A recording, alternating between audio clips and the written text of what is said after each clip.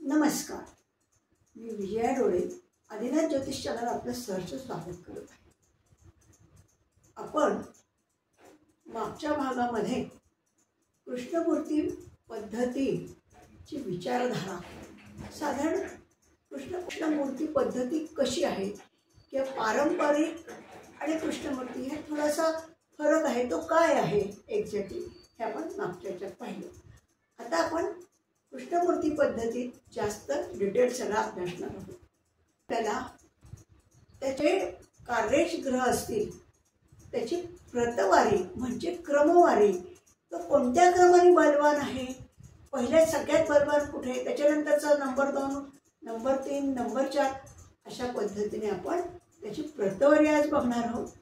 आणि त्यानंतर आपण पेपर लावून त्याच्याप्रमाणे सांगू. पण मी आता तुम्हाला बोर्डवर समजावून सांगते की प्रतवारी आपण मागच्या याच्यात पाहिलं की कुठलाही ग्रह त्या स्थानाचे फल न देता तो ज्या नक्षत्रात आहे त्या नक्षत्राचा फलादेश देतो.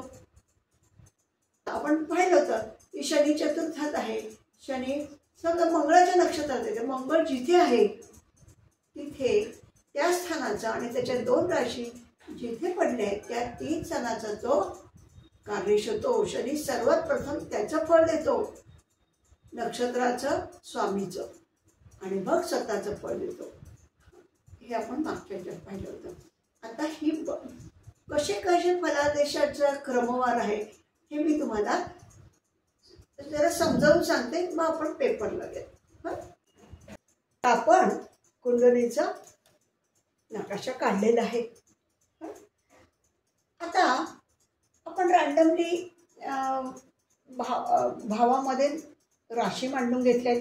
पहिल्या भावामध्ये आपण तृतीय रास, तिसरी रास मांडली, मिथुन रास मांडली, मग कर्क रास, मग सिंह रास, अशा पद्धतीने आपण रँडमली सगळ्या राशी भावामध्ये मांडून घेतले.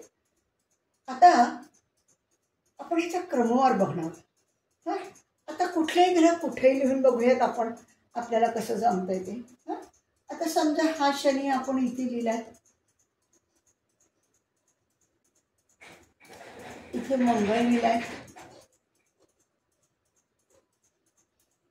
इथे बुध लिहिलाय, इथे गुरु लिहिलाय. रँडमली लिहितोय आपण, आपल्याला उदाहरण समजून घेण्यासाठी लिहितोय.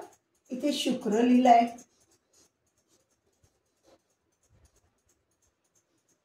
इथे रवी लिहिलाय, इथे चंद्र लिहिलाय. आता बघा, रवी, चंद्र, मंगळ, बुध, गुरु, शुक्र, शनी. इथे राहू लिहिलाय आणि इथे केतू लिहिलाय. आपण एवढे ग्रह, आता याचे कार्येश कसे होतात, बलवान सगळ्यात कुठला बलवान, बलवानमध्ये 4 प्रकारचे क्रमवार आहेत. तर ते मी तुम्हाला समजावून सांगण्याचा प्रयत्न करते. आता बघा, पहिल्या मागच्या याच्यात आपण बघितलं की काय बघितलं आपण मागच्या याच्यात, की एखादा ग्रह ज्या भावात असतो, भाव म्हणजे स्थान, ज्या स्थानात असतं त्या स्थानाचा फल न देता तो त्याच्या नक्षत्रात, ज्या नक्षत्रात आहे त्या नक्षत्र स्वामीचं आणि त्याच्या 2 राशी जिथे पडल्या आहेत त्या स्थानांचं फल देतो. हे आपण मागच्या याला बघितलं. हा बलवानमध्ये 1 नंबरचा क्रम आहे. आता समजा शनी बघा, शनी आता कुठल्या नक्षत्रात आहे बघा, शनी कन्येचा शनी आहे. तो शनी आहे समजा हस्त नक्षत्रात आहे. हस्त म्हणजे चंद्र. हस्त कुणाचं नक्षत्र आहे सांगा, चंद्राचं. म्हणजे तो कुणाचं फळ देणार, चंद्राचं. मग आता चंद्राचा फलादेश देणार. सगळ्यात बलवान इथे आलं. म्हणजे कशाचं फळ देणार, चंद्र कुठे बरं आता सांगा मला, चंद्र कुठे पडलाय, चंद्र पडलाय दशमात. म्हणजे तो दशमाचं फळ देणार. आणि कुणाचं फळ देणार, त्याची रास एकच आहे, ती म्हणजे कर्क, धनस्थान. म्हणून शनी कुणाचं फळ देणार, शनी 10 आणि धनस्थान म्हणजे 2,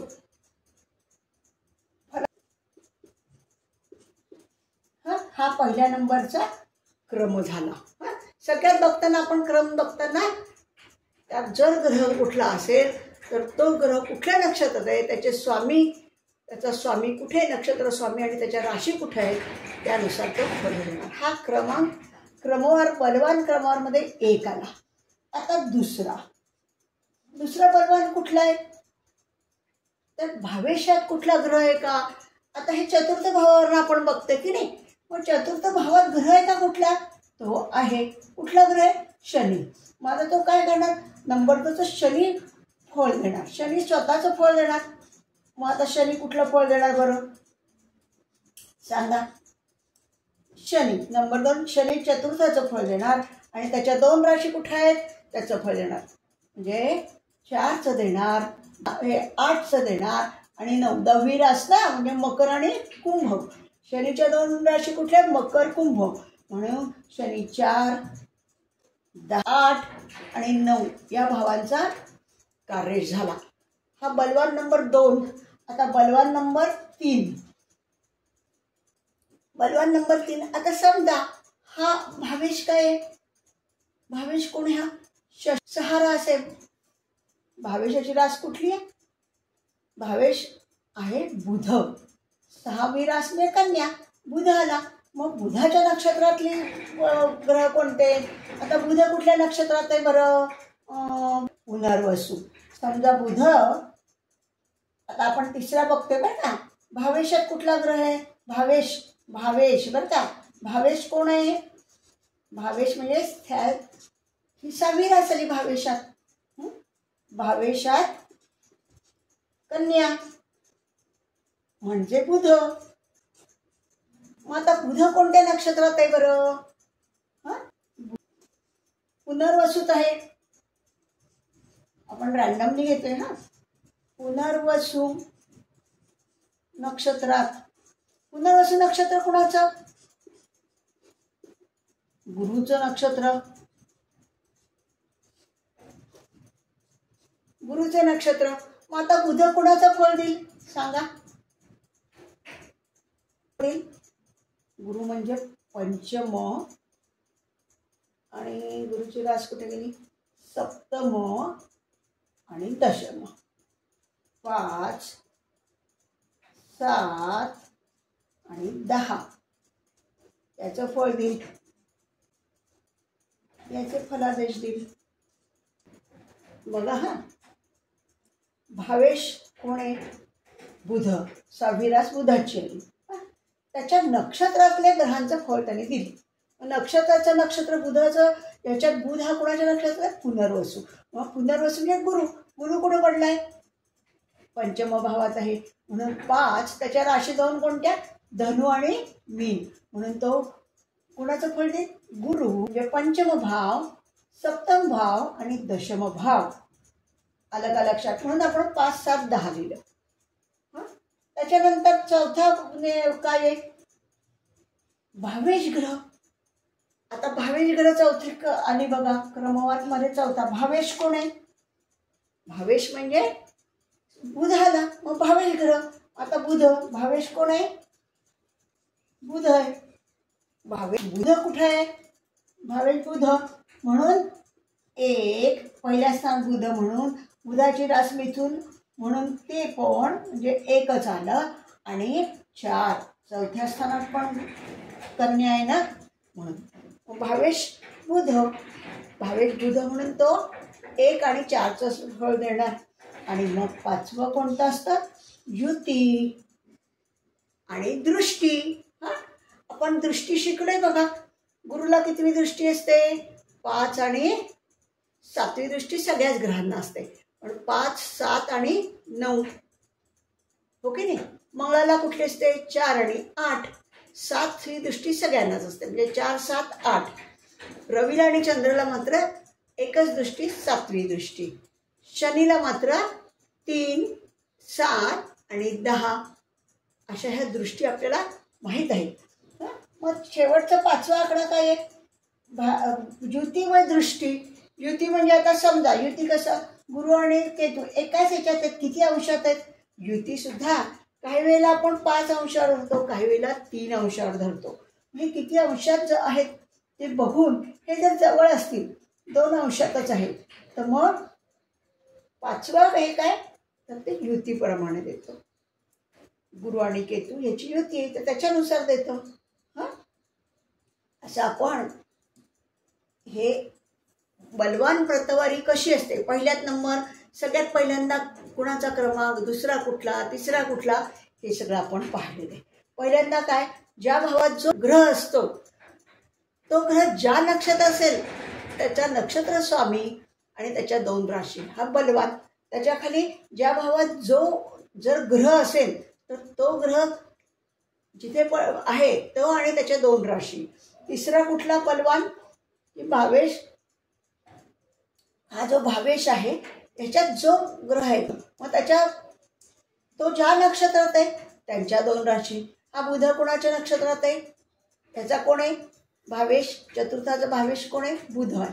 मग बुध कोणाच्या नक्षत्रात आहे, गुरुच्या. म्हणून गुरु 5, 7 आणि 10चं फळ दिलं. आणि शेवट भावेश जो आहे त्याचं म्हणजे बुध, हा बुध ती 1 आणि 4चं फळ देते. आणि मग ग्रहांच्या युती कुठे असेल तर त्या युतीनुसार सुद्धा फलादेश आणि दृष्टीनुसार फलादेश देता येतो.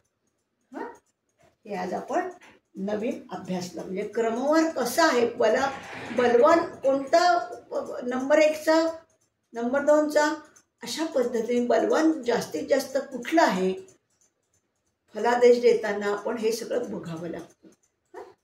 आता मी कागद लावते. आता आपण जे उदाहरण पाहिलं ते शनी ग्रहाचं आपण सगळं प्रतवारी पाहिली, क्रमवारी पाहिली. बलवान कसं कोणता ग्रह कसा बलवान होतो तर शनीचं बघितलं. आता आपण पेपर लावला आहे त्यानुसार बघूया. कोणताही भाव किंवा ग्रह शुभ अथवा अशुभ नाही. शुभाशुभ हे घटनेच्या प्रकारावर ठरते. प्रत्येक प्रश्नाच्या फलादेशासाठी कोणते भाव समूह विचारात घ्यावे हे निश्चित केलेले आहेत. या पद्धतीत सर्व पाश्चिमात्य ग्रहयोग व भारतीय पद्धतीचे दृष्टियोग विचारात घेतलेले आहेत. निर्णयासाठी दशास्वामी, अंतर्दशास्वामी, रवी, चंद्र यांचे गोचर भ्रमण विचारात घेतलेले आहे. कृष्णमूर्ती पद्धतीत जन्मकुंडलीत वक्री ग्रह हा मार्गी ग्रहाप्रमाणे समजला जातो. प्रत्येक ग्रहाचे बल पाहण्यासाठी त्यांचा निश्चित असा क्रम ठरलेला असतो. हा कसा क्रम आहे आपण आता बघितलेले आणि हे काल पाहिलं आहे आपण. शुभ अशुभ प्रत्येक घटनेच्या दृष्टीने शुभ अशुभ कोणता ग्रह आहे हे, म्हणून एखादा ग्रह शुभच आहे किंवा एखादा ग्रह अशुभ आहे असं आपण म्हणू शकत नाही. कारण प्रत्येक घटनेला जो ग्रह अशुभ असेल तो एखाद्या घटनेसाठी शुभही असू शकतो, हो की नाही. म्हणून इथे असं म्हणलं आहे. आता कार्य ग्रहांची प्रतवारी. पहिल्या क्रमांकाचं हे कसा, तर भावात स्थित असलेल्या ग्रहाच्या नक्षत्रात असलेले ग्रह आपण बघितलं. चतुर्थ भावात स्थित असलेला ग्रह, चतुर्थ भाव स्थित कोणता आहे, शनी आहे. म्हणून शनी जिथे आहे तिथे आणि त्याच्या 2 राशी जिथे त्याचा फलादेश देईल. भावेशाच्या नक्षत्रात असलेला ग्रह, भावेश म्हणजे कुठलं, कोणत्याच्या स्थानात आहे ते, भावेश म्हणजे स्थान. आता चतुर्थ स्थान आपण पाहिलं 6वी रास आहे. मग काय म्हटलं, भावेशाच्या नक्षत्रात, भावेश कोणता आहे 6वी रास म्हणजे बुधाची. मग भावेश म्हणजे बुधाच्या नक्षत्राचं फल देईल. बुध हा गुरुच्या नक्षत्रात आहे पुनर्वसू, म्हणून गुरुचं फल त्याने दिलं. नंतर चतुर्थ म्हणजे भावेश ग्रह, भावेश म्हणजे कोण, चतुर्थाचा भावेश आपण कोण पाहिला, बुध पाहिला. 6वी रास ना, कन्या रास बुधाची. मग तो कुठे आहे तर पहिल्या स्थानात होता बघा तो. आणि चतुर्थ स्थान म्हणजे 1 आणि 4चं फलादेश त्याने दिला. आणि शेवटचं म्हणजे युती आणि दृष्टियोग याच्यातनं फलादेश. हे बलवान ग्रहांच्या प्रतवारी मी आता तुम्हाला समजावून सांगितलं. म्हणजे थोडं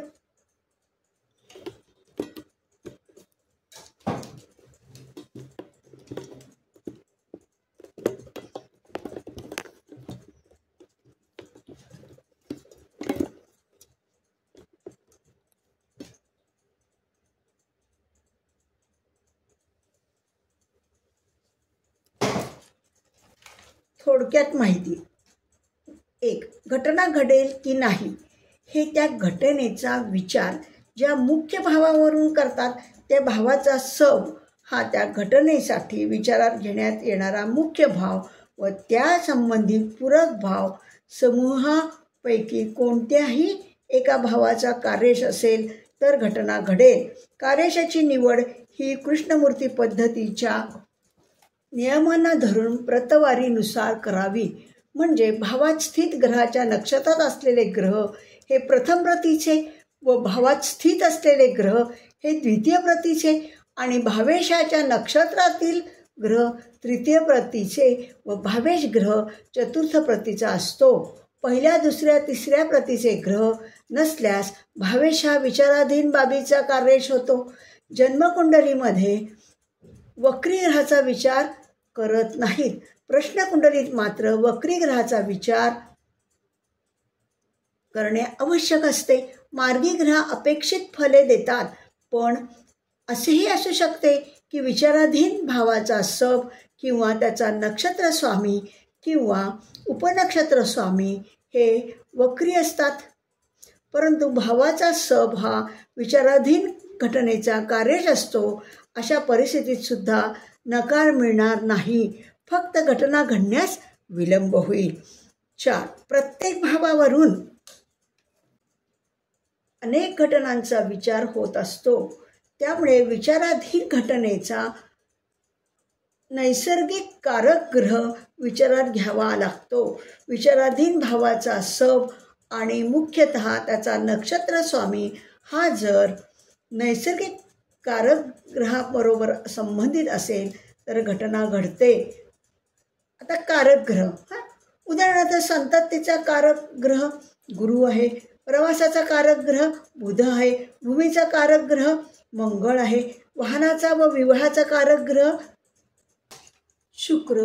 एखादा ग्रह स्वतःच्या मालकीच्या नक्षत्रात म्हणजे स्वनक्षत्री आपत्री. आता शनी कुणाचे स्वतःचं नक्षत्र कुठलं? पुष्य, हो की नाही? अनुराधा, नंतर उत्तरा भाद्रपदा हे शनीचे नक्षत्र, हो की नाही? अशा स्वनक्षत्री म्हटले त्यांनी. असेल तर त्याचा उपनक्षत्र हा नक्षत्र स्वामी प्रमाणे फल देईल. म्हणजे उपनक्षत्र स्वामी हा त्या ग्रहाचा नक्षत्र स्वामी आहे असे समजावे. आपण हे कालच्या याच्यात आपण अभ्यासलेलं आहे. हे गुरुच्या नक्षत्रात आहे म्हणून आपण त्याचा सब कोण आहे तो नक्षत्र स्वामीप्रमाणे धरायचा, हे आपण पाहिले. पण आता पुन्हा बघूयात.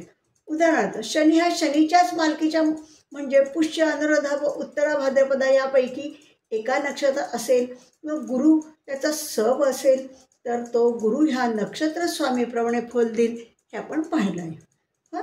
म्हणून गुरु हाच शनीचा नक्षत्र स्वामी आहे असं समजून फलादेश करावा लागेल, हे आपण बघितलेलं आहे. एखादा ग्रह स्वतःच्याच मालकीच्या नक्षत्रात व स्वतःच्याच मालकीच्या उपनक्षत्रात असेल तर तो ग्रह कोणाच्या उपनक्षत्रात आहे हे पाहावे लागेल. हा उपनक्षत्र स्वामी हा ग्रहाचा नक्षत्र स्वामी आहे असे समजावे. हे पण आपण काल पाहिलेलं आहे. स्वतःच्या नक्षत्रात व त्याच्याच उपनक्षत्रात असलेला ग्रह त्याच्या उपनक्षत्रात स्वामीप्रमाणे फलादेश देईल, हे आपण काल बघितलेलं आहे की नक्षत्र स्वामी पण तोच, उपनक्षत्र पण स्वामी तोच. गुरु समजा पुनर्वसूत आहे म्हणून गुरुचं नक्षत्र स्वामी कोण? गुरुच. मग सब पाहिलं तर सब पण गुरुच आहे. मग अशा वेळेला तो गुरु कोणाचं फल देईल? सबचं फल देईल, उपनक्षत्र स्वामीचं फल देईल. तो समजा शनी आहे तर मग गुरु हा शनीसारखा शनीची फलं देईल. शनी जिथे आहे त्याच्या राशी 2 जिथे आहेत त्याचं फल देईल. तो नक्षत्राप्रमाणे धरावा लागेल. सब आलं लक्षात? हे काल आपण बघितलेलं आहे. उदाहरणार्थ गुरु हा गुरुच्या नक्षत्रात व गुरुच्या उपनक्षत्रात आहे. अशा वेळी त्याचा उपनक्षत्र स्वामी कोण आहे हे पाहावे.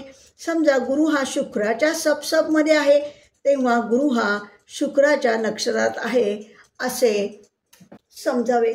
एखादी घटना घडेल की नाही यासाठी घटनांच्या मुख्य भावाचा उपनक्षत्र स्वामी ही घटना घडेल असे दाखवत असला तरी त्या कालखंडात येणाऱ्या दशा अंतर्दशा जर विरोधी मत नोंदवित असतील तर त्या घटनेबाबत अपयश येण्याची शक्यता असते.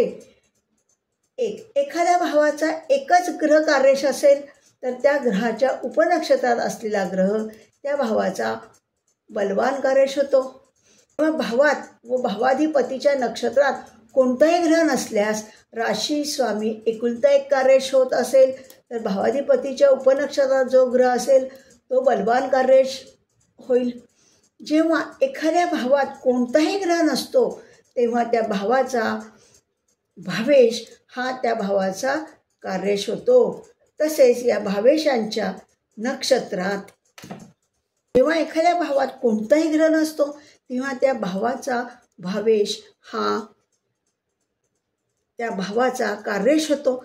तसेच या भावेशाच्या नक्षत्रात किंवा उपनक्षत्रातही कोणताही ग्रह नसतो अशा वेळी भावेश ग्रह त्या भावाचा एकमेव व फार बलवान कार्यश होतो.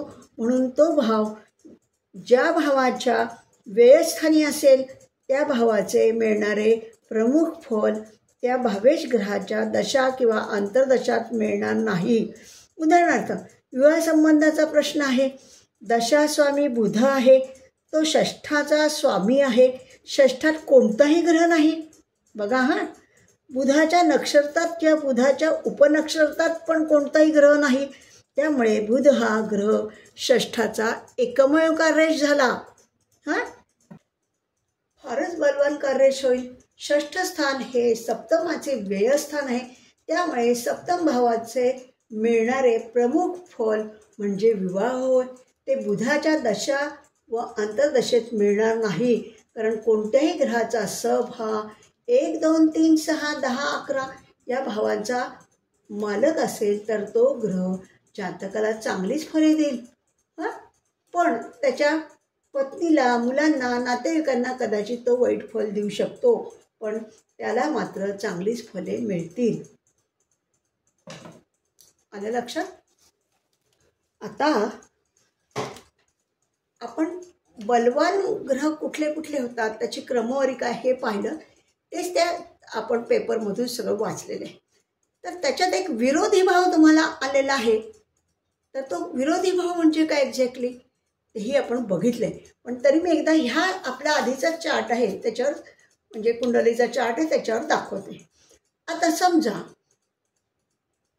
बुधाचा विरोधी भाव कुठला झाला? विरोधी, त्याला पोषक, हे सगळं आपण आता पुढच्या भागात बघणार आहोत. पण या भागामध्ये विरोधी तुम्हाला लक्षात आलं म्हणून सांगते. बुध हा पहिल्या स्थानात आहे, प्रथम भावात आहे. त्याचा व्ययभाव जो असेल तो त्याचा विरोधी भाव झाला. कुठल्याही भावाच्या अलीकडच्या व्ययभावात जेव्हा एखादा ग्रह पडतो आणि तो त्या ह्याचा कार्यश असेल तर तो विरोधी फल देतो. आता समजा काल आपण शुक्राचं उदाहरण पाहिलं बा की लाभात आहे पण त्याच्या जी षष्ठात पडला तो कसा विरोधी देतो. तशाच प्रमाणे प्रत्येक ग्रह हा त्याच्या विरोधी म्हणजे व्ययस्थानी असेल त्याच्या व्ययस्थानी. हां, आता चतुर्थांचं व्ययस्थान कोणतं? तृतीय स्थान. दशमाचं व्ययस्थान कुठलं? नवम स्थान. अष्टमाचं व्ययस्थान कुठलं? सप्तम स्थान. असे हे प्रत्येकाची व्यवस्था आपण शिकलेलो आहोत, बघितलेले आहेत. व्ययभावाशी जेव्हा कार्य होतं त्या अंतर्दशा महादशेत फलादेश हे मिळत नाही. त्याच्यात काही ना काही त्या कारकत्वात फलादेशामध्ये काही ना काही कमतरता असते. हां, हे पण आपण काल पाहिलं पण एकदा परत तुम्हाला दाखवलं. हां, आज आपण कालचा जो भाग बघितला त्याच्याच पुढे कुठले ग्रह बलवान, कोणत्या क्रमाक्रमाने असतात, सगळ्यात बलवान कोण, त्याच्या खालची पायरी कुठली, त्याच्या पायरीची, ह्या रीतीनेच बलवान ग्रह कुठलाही होत असतो. म्हणजेच मला सांगायचं असेल आपल्या ह्याच्यात कुठलाही ग्रह शुभ अशुभ धरले जात नाही. ह्याचं कारण घटनेनुसार ते बदलतं. आता एक उदाहरण द्यायचं झालं तर षष्ठ भाव हा कशासाठी आहे? एकतर आजारपणासाठी आहे आणि एकतर जॉबसाठी आहे, नोकरीसाठी आहे. षष्ठ भावाचा सब त्याच्यावरून आपण जॉब बघतो, नोकरी बघतो, आजारपणा बघतो. तो जर त्याचा व्ययभाव कुठला षष्ठ भावाचा? पंचम भावाला. मग बघा बरं, षष्टम भावाचे काय केलं त्यांनी? घेऊन घेतले गुण त्याचे. मग षष्ठ भावाने काय मिळतं? नोकरी मिळते. नोकरीसाठी चांगला आहे. पण पंचभावात जर एखादा तो ग्रह पडला तर तो नोकरी सोडायला लावतो, नोकरी त्याची जाते. म्हणजे पंचमभाव किती शुभ असला तरी या घटनेसाठी तो शुभ आहे का? नक्कीच नाही. त्याच्या उलट षष्टम भावावरून आपण आजार पण बघतो. एखाद्या आजारी पडला, ॲडमिट आहे, घरीच आजारी आहे, त्यासाठी जर दशास्वामीमध्ये, अंतर्दशा महादशामध्ये जर षष्ठ भावाचा सभाव पंचमात पडला त्या तर तो षष्ठासाठी नोकरीसाठी वाईट झाला की तो नोकरी घालवतो तुमची. पण ह्यासाठी मात्र तो चांगला होतो. कसा चांगला होतो? त्याचा वैभव पंचम भाव हा आजारपणासाठी चांगला आहे.